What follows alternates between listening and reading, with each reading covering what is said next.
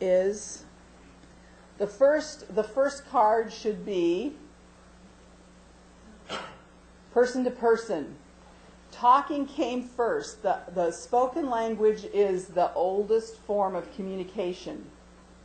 It's also the most appropriate to solve conflicts. It's also the best way to communicate if you want to communicate something that's important.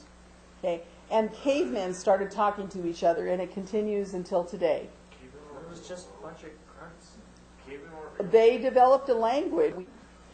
Then there were stone drawings, and they didn't use words to do stone drawings. They used pictures. Did we get that one right, Austin?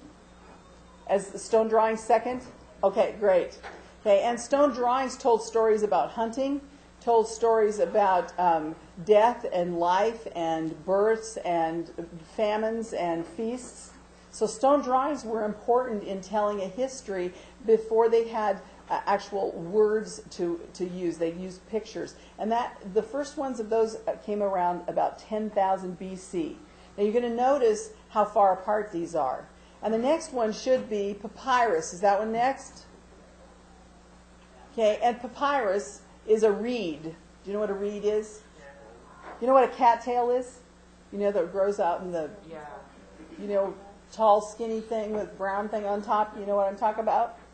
Okay, a papyrus is made out of something kind of like that. We don't grow it here. And they rolled it out really thin and made parchment kind of paper. And then they were able to put ink to it. And again, it looks more like pictures than actual written words like we do. Okay?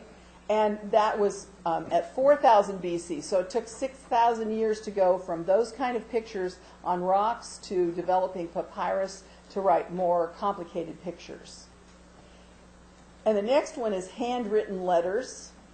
And that's, again, 4000 BC because they could write letters on papyrus. But you notice that this letter writing instrument is not a ball-tip pen. It's not even a pencil, is it? It's a quill. It's a feather. And it was sharpened and dipped in ink. So you'd take the quill, you'd dip it in your ink, you'd write a ways, you'd dip it in your ink, and you'd write a ways. So if you've ever seen old documents, like the Constitution or the Bill of Rights, we have pictures of those, you'll see that some part of it is darker and lighter. It's where they dip the pen in. Okay, can you imagine writing everything down by dipping your pen in ink and writing it? As a matter of fact, when our country was founded, many people learned how to write with two hands so they could write two documents at the same time, and not the same document, two different documents. That would be very difficult, wouldn't it? Very difficult. Okay, so handwritten letters at 4000 BC. The next one, what do you guys have for the next one on your list there, Austin? Printing. And that's exactly right. And printing happened, and it started in 200 AD, and it became more popular in 1400 AD. So we jumped a lot of years before we actually had printing. So many books that were written before 200 AD, and even some in between, were written by hand. And so a man would sit, because the women weren't allowed to write, a man would sit and copy the picture or copy the letters, and they would copy books this thick. It would take them sometimes a year or 2 years to copy one book. They'd have a book here, and they'd write this one, and they'd turn the page, and they'd copy a corner. Now, we don't do that today. As a matter of fact, we've changed printing so much that this guy who's sitting here looking like he has nothing to do, that machine can print 1 mile of paper from a roll, 1 full mile in 1 hour. The next one was the telephone. Now, somebody said it was the 1870s. Yeah, I did. And that's exactly right. 1870s. And what were the first words spoken on the telephone? No. Was it Morse code? No. Morse code was done over lines, but not. Yeah.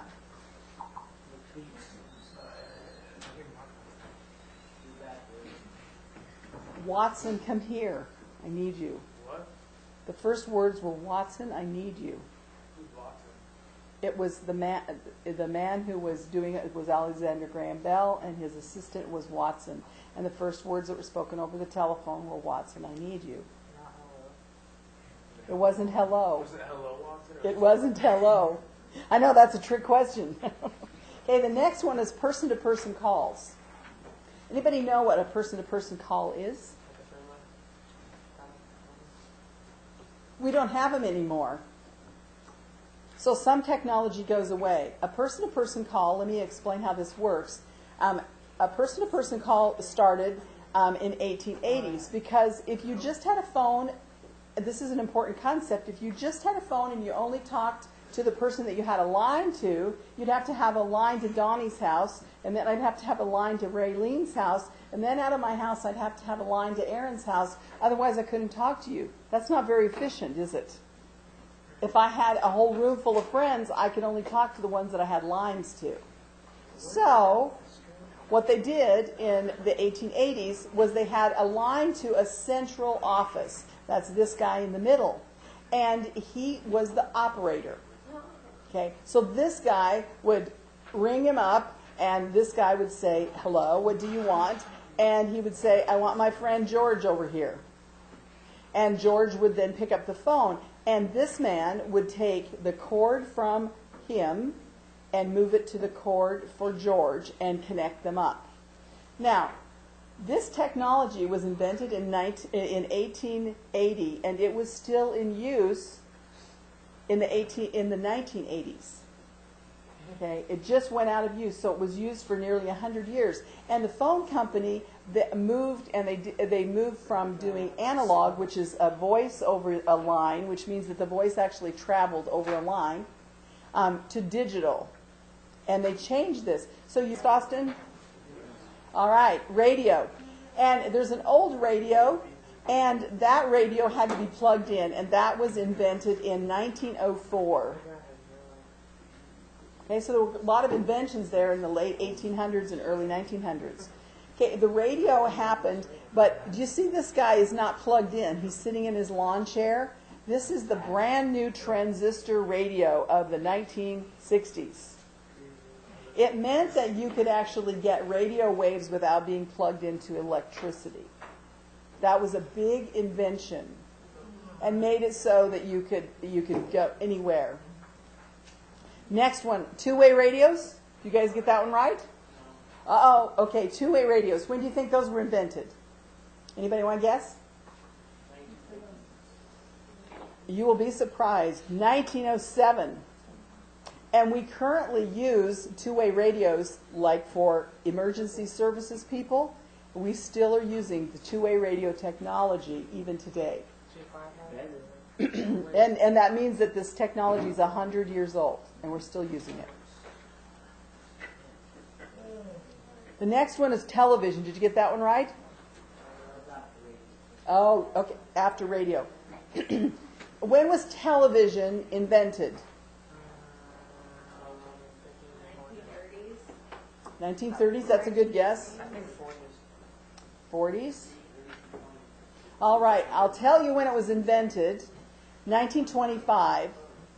But we did not get any television stations in Spokane until 1954. So it was almost 20 years until we got a radio station in the West. So people in the East got television, and we did not have television.